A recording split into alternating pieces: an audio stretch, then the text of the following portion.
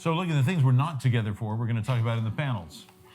Well, and the very first thing is, what does it mean to be together for the gospel when we're so divided? I mean, the fact of the matter is 2022 is a very, very different time than 2006. Oh, absolutely. Oh, yeah. And we really were coming together kind of in surprise in 2006. And now we are coming out of a at least 4-year, maybe 10-year period of fracturing. Coming apart. Yeah, that's right. In a surprising way. And so we want to address that head on and just talk about that. Yeah. What does that mean? And what do things look like going forward? Because actually, with all the high-level discouraging stuff, there's a lot of stuff going on underneath that is very encouraging that you and I get to see. I just got back from Brazil, and the Reformed awakening is moving forward strong. It's institutionalized, it's in the local churches, and it's all over the place. But there is outward and visible division. It'd be a healthy thing for us to talk about that candidly. Yeah, so I agree. we plan to do that. And I think we've got some good guys to do that with. And along with that, we want to talk on another panel about protecting Christian freedom when everything is politicized. And I've gone around and I'll talk to one pastor, same guy, same group of elders addressing the same problems, and they'll have one, group of members in the congregation that think that they're too concerned about masks and vaccines, and there'll be another group that think they're not concerned enough about. It's the same minister, same elders, and they're getting hit from both sides. I had one pastor who had an email from a member who was upset about not addressing more issues on the left, and the same week had an email from a member very upset about not addressing more issues on the right. And these are both godly men in the church. And I think we're living out Neil Postman's Amusing Ourselves to Death, that book. I think we're living that out right now. We'll talk about that on that panel.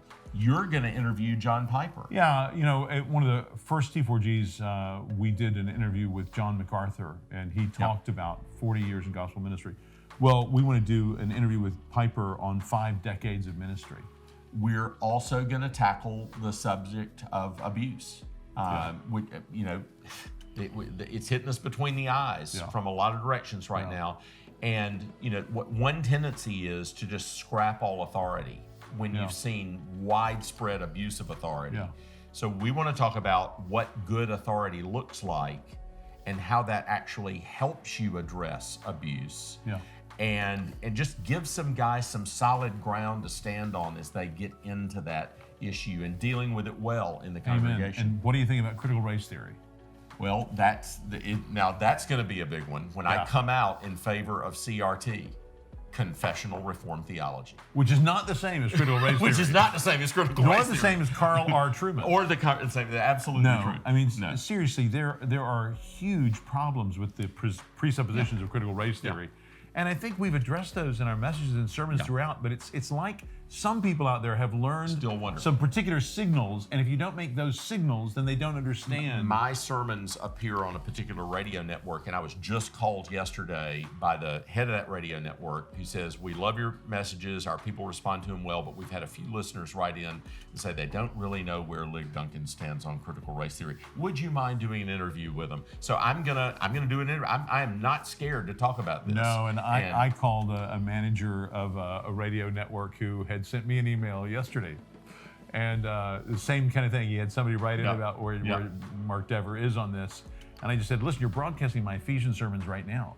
There's no one who likes critical race theory that would appreciate the sermons I've been preaching through Ephesians." But anyway. But look, pastors get caught up in this too, so I've heard plenty of pastors who have people in their church. You're critical race theory, and another guy saying you don't care about racism, and it reminds me of the prejudice we find about the name 9 Marks in many places. You mentioned 9 Marks. Well, no, you mentioned 9 Marks, and some people think, "Oh, this is terrible," and they don't really know what it means, or Calvinism. And you think, okay, I need to just get back to basic Bible here and just go, no, listen, this is the gospel.